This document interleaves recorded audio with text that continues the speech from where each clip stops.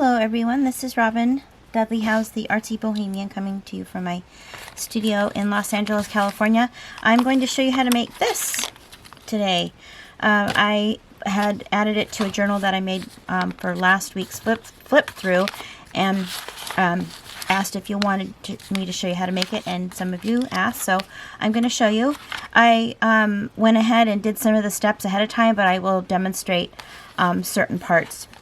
So what you're going to need is some white cardstock, and this is not my idea. This was from G. Care, who does beautiful paper art with her tea-dyed and gessoed cardstock, and it's a fairly heavier duty. I guess you could even use poster board, or like 110-pound cardstock. You don't want to use anything too flimsy, because what you're going to be making is the folder. It's I kind of look at it as a clutch. And so you want it to be kind of sturdy. It could even be the cover of a journal. So, you're going to need that, and I'm going to show you how I dry brush the paper with some white gesso. So you will need some white gesso and some kind of stippling brush. I'll move my camera a little bit farther here. And a stippling brush or a stenciling brush is, I guess I'll just show you right now, is flat on the end. And this is a children's one, so you can just, this is a cheaper one. You can, if you have a really nice one, you can use that, but I only had these cheapy ones. So these are, I got these a bazillion years ago in the children's section, and I wrapped it in plastic because I didn't want to wet it again when I demo. Okay, and then I thought I had gotten these at Daiso, but I didn't. And I hope this is like focusing. It's from, I believe it's from Tuesday Morning. You know, you can use any envelope, but I like these because they're craft color. So I thought, as an alternative, if you wanted to, you could use cardstock and make your own envelopes, or you could use junk mail. So this is a piece that I had done. Here's some right here too. That was coffee dyed. So if you have a lot of junk mail that are all the same size, you can use junk mail. This one I just collaged on. This was some junk mail too. Okay, so yeah, you're gonna need envelopes and some cardstock, heavier duty cardstock, and I am going to be using this paper here. This is from the Graphics Fairy premium membership site. I love it because of the collage effect that you get from all this old advertising. And I printed this on some coffee dyed paper. Originally, this piece was just on some white paper, and I distressed it with ink. But I'm going to be using the coffee dyed paper one. And so there's going to be a border. I know there's a way to get rid of that on the printer, but I don't know how to do it. So you're going to cut the border because it's going to look like this. And you want it to fit, you know, on your cardstock when you make your clutch. And there is a little bit of a border on this just because the envelopes are so long or so wide. Also, I used lace on here on each one of these envelopes, and I also used some lining paper. So you can use regular paper. You don't want it to be thick because it'll be too stiff to fold. And I used the Theodosia Square from Hobby Lobby. It's some of my favorite paper. And that's what I used for the blue one here, and then the rose one that I'm using for the demonstration.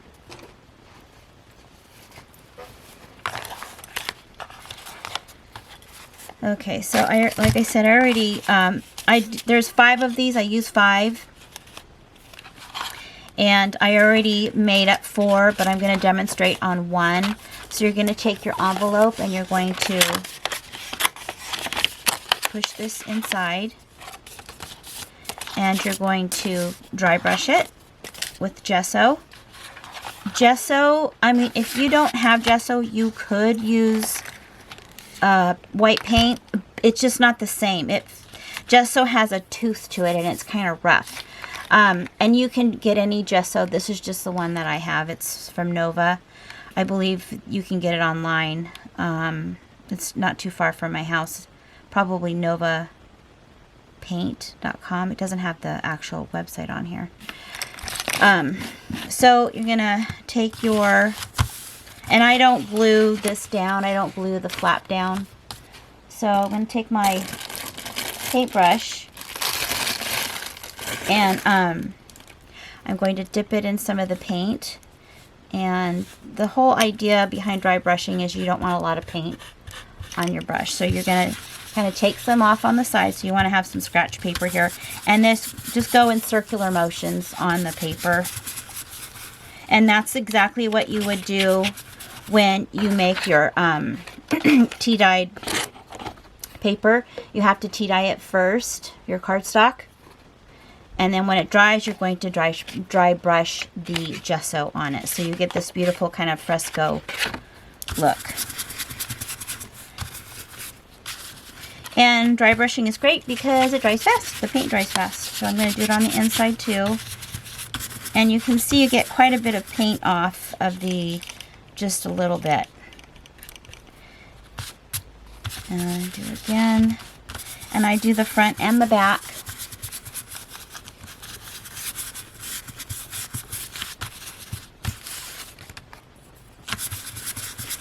You just really grind I'm really pushing the brush in.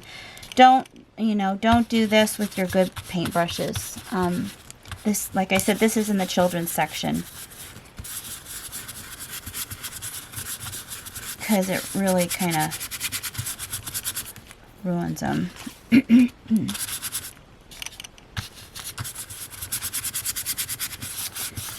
So that's all you do with the dry brushing.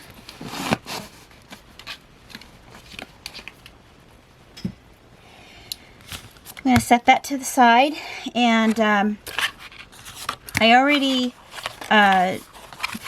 laid down the lining on this one. I haven't glued this on yet, so I'll go ahead and do that. But before I do that, I wanted to show you that I made 3 marks on my scoreboard here, and they're 1/8 of an inch apart. And I can't tell you exactly what your measurements are going to be, because it's going to depend on your envelope. But basically what I did was I put down an envelope and I figured out where I wanted the flap, how far down I wanted the flap to go. And that's kind of hard to do because, you know, you're working with kind of stiff cardboard. But on this one, I went down the first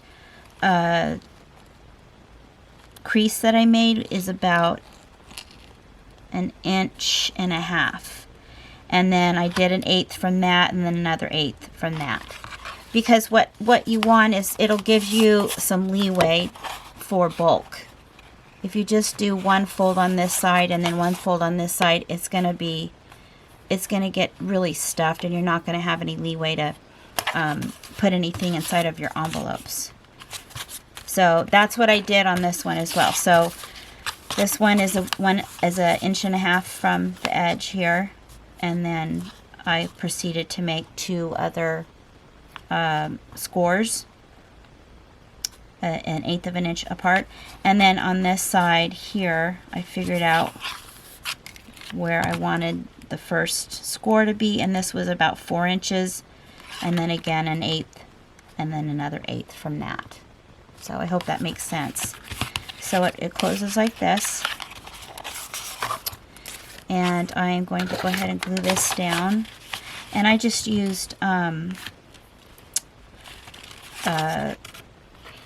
glue stick.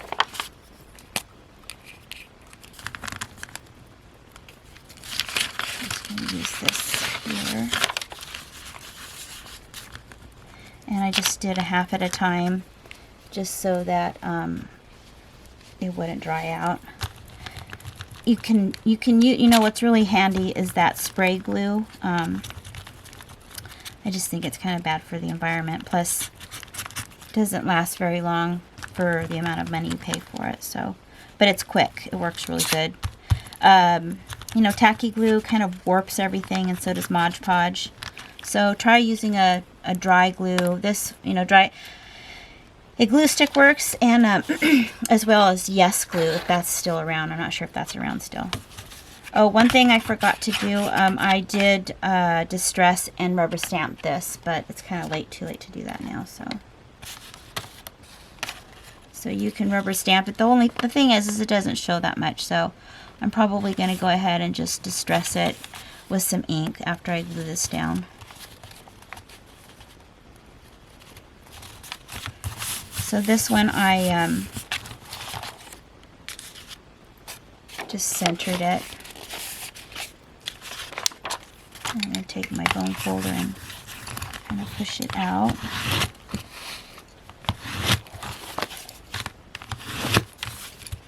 And then on this side here too.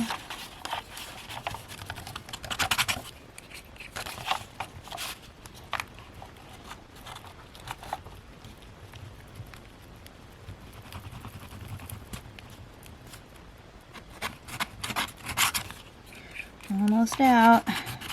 Pretty much out. Okay, do that. And I did have to cut this piece of paper to the size of the finished piece, which I believe is 9 by 9.5. Again, you know, it's going to be different for your envelope. And any envelope will do. If you have, you know, the size that you use for cards, you would just fit it to your cardstock. This is kind of crooked, but it's okay. So it's going to close like that, just like this one here. And I'm going to have to glue that down a little bit more. I think I will distress the edges a tad here.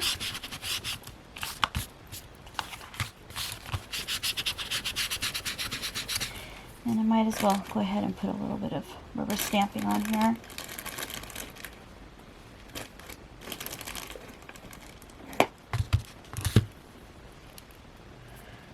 Let's see.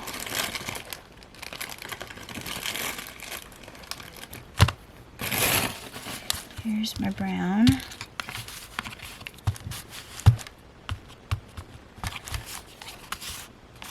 Actually, probably better this way just because it doesn't really show, like I said.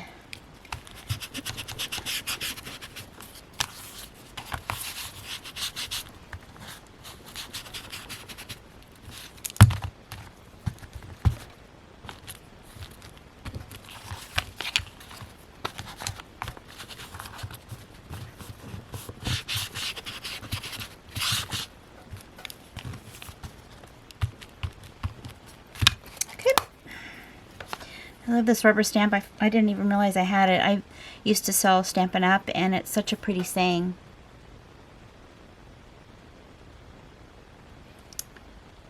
This is...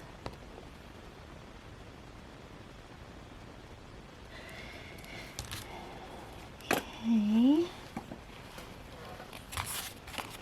So, got that done.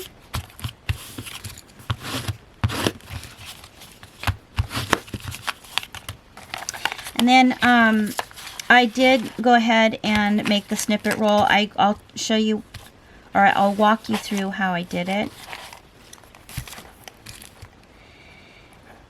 So I tried using the same things I used on this. It's a little bit different.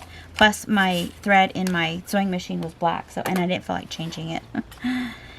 So I'm using some transparent lace here. It's very, I love this lace. It's very pretty. I just got it at a flea market recently. And so I laid some of that down to start, and I just glued it down. You can sew it if you want to. And then I made a snippet roll, and I glued that on top of that then. So I'm going to go ahead and just, I think I'm just going to go ahead and glue this down.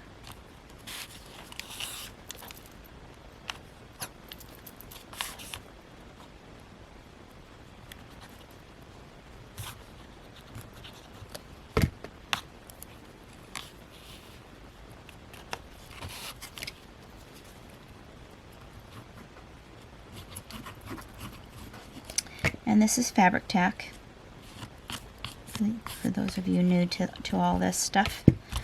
It's great glue because it dries very quickly. And it's good not just for fabric. Okay, so then I used a piece of scrap upholstery fabric for the base, for the foundation. This is starting to get... And then I had, you can use snippets that you already have, or you can cut some. So what I used was little pieces of doily and lace that you can see through. A lot of this is see-through lace. I kind of like the just doing that in layers. There are some more opaque pieces like this piece here. This is just some kind of yarn that's made out of fabric.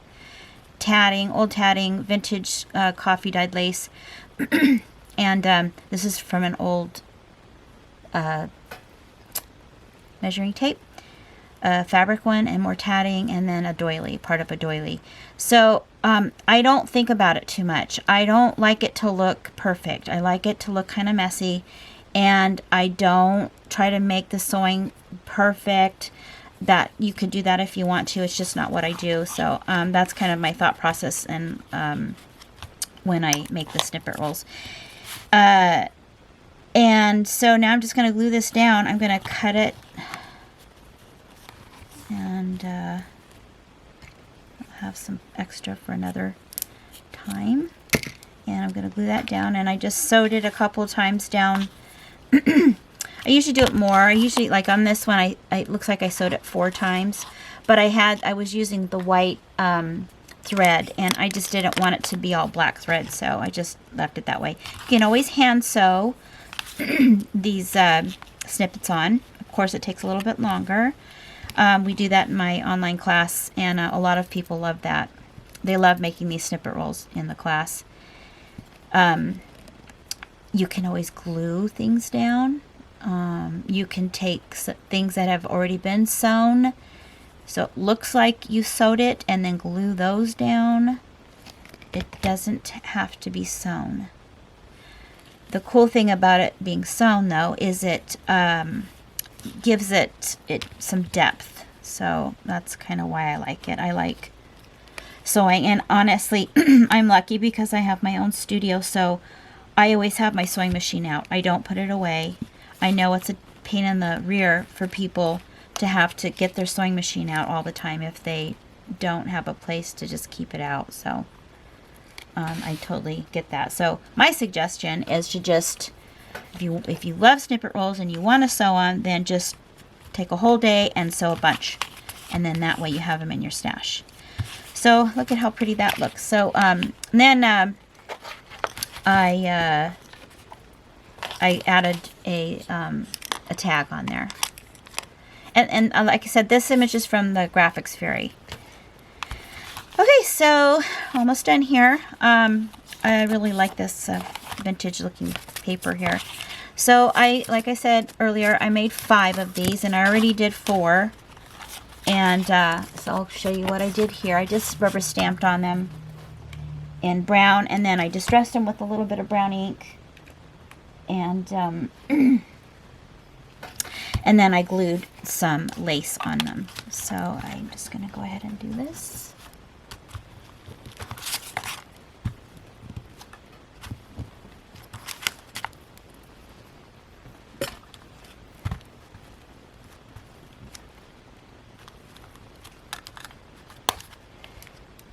And then do a little antiquing here.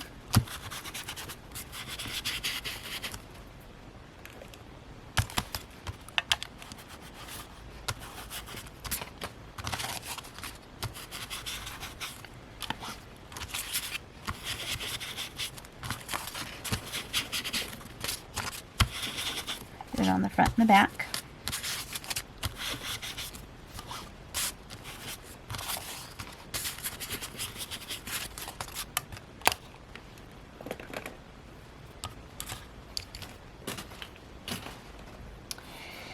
And I glue the lace down. I already cut these. If you're going to make a bunch of these, just make sure that you cut, you can do it as an assembly line. That way it doesn't take quite as long.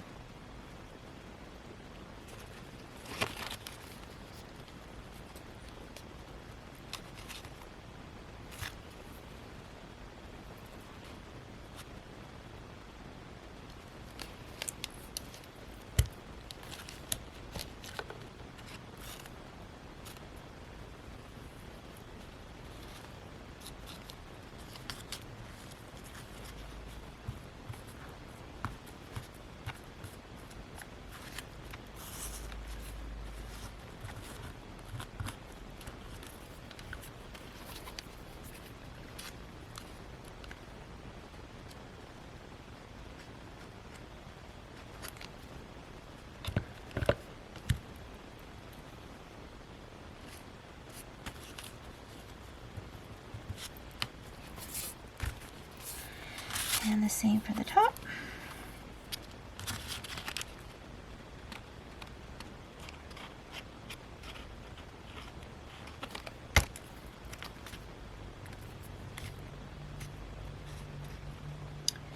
I thought it would be kind of neat to use this as an insert, like a traveler's notebook.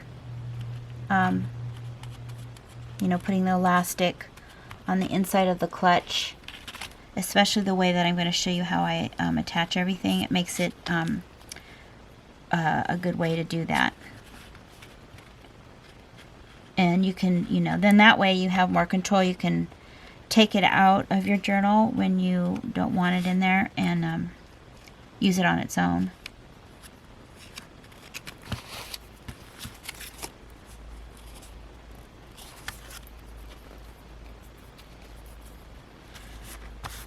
Okay, so that is all dry.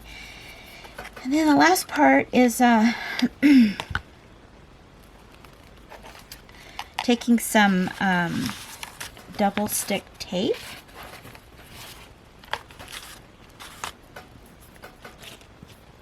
and cutting it for all the pieces, for all the envelopes. I get mine from Daiso. So those of you who have a Daiso by you, you can get this. It's a pretty good price.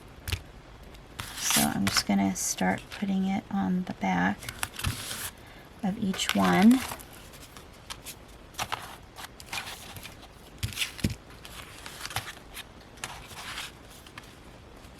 That one's going to go there, so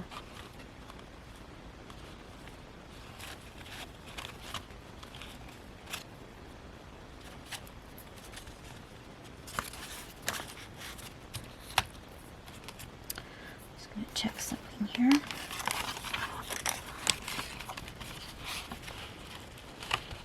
Oh yeah, I put it on the front. It's because you can gauge it better.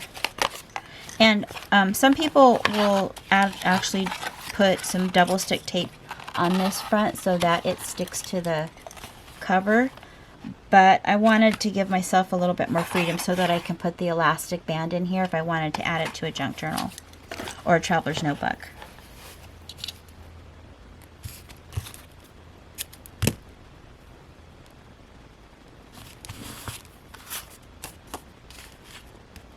So I guess, let's see, I'll make this one the front. This one will be the back. So you're going to put a piece, for the one that's on the very back, you're going to put a piece of double stick tape on the back of the envelope and then one on the front.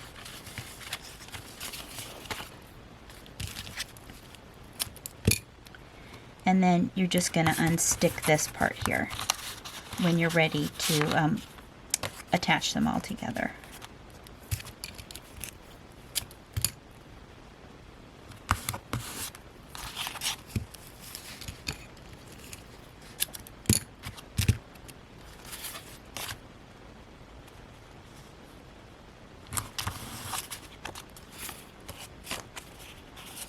Right, okay, so that one goes there. Yeah. So the front one doesn't have anything on it. The one that's going to be in the front. And then the second one's going to have a piece on the front. The third one's going to have a piece on the front of the sticky tape. The fourth one is as well. And then the very last one has one on the front and the back. So I'm going to go ahead and line these up, make sure they're all together.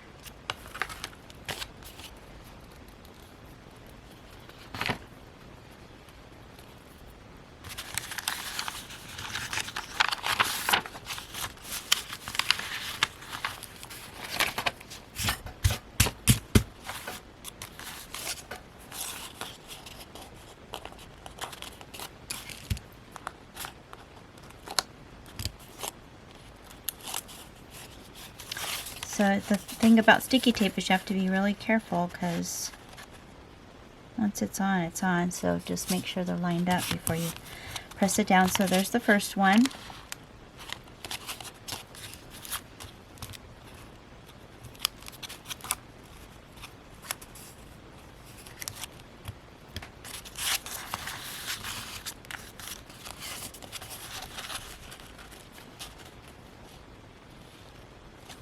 There's the second one.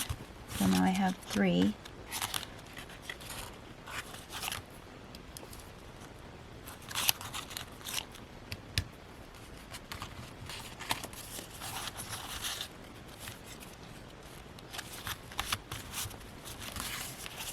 And the last one.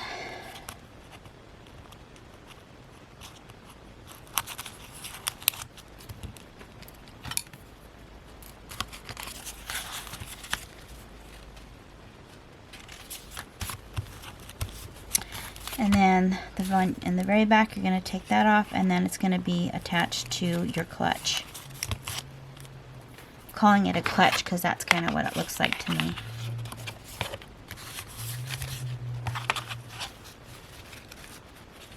Just line it up on both sides.